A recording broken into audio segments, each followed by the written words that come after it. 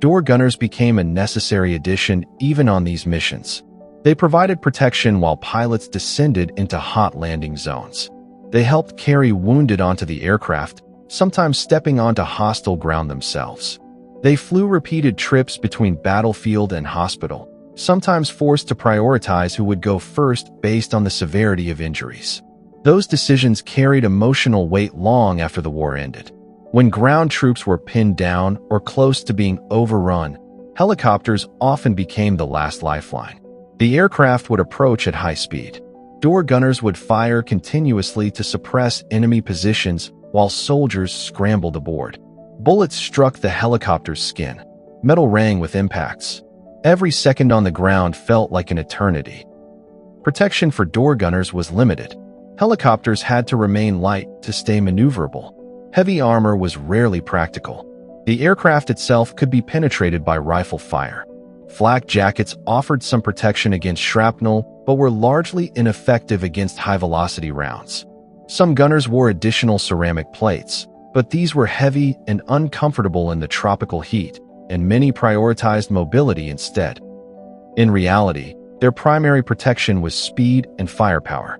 Get in, do the job, get out. Door gunners also carried the psychological burden of uncertainty. Without modern optics or thermal imaging, they relied on eyesight and instinct. The jungle concealed everything. A sudden movement could be an armed fighter or a civilian in the wrong place at the wrong time. Decisions had to be made instantly, often without full clarity. Nearly every helicopter crew witnessed loss. Friends killed mid-mission. Aircraft going down in flames. Close calls that could have ended differently by inches. The trauma accumulated quietly. And yet, despite the danger, despite the exposure, despite the fear, thousands of young men stepped into that open doorway and did the job. They helped pioneer air assault tactics that would shape modern military doctrine for decades. The concept of rapid air mobility combined with suppressive fire became a cornerstone of future operations. What began as improvisation under fire evolved into structured combat aviation strategy. The image of a soldier leaning out of a helicopter door, machine gun blazing over dense jungle, became one of the defining visuals of the Vietnam War.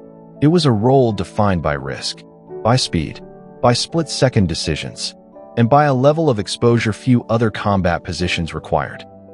If you made it this far, you clearly appreciate deep military history. Make sure you're subscribed and drop a comment below telling us which war role we should cover next. There are many more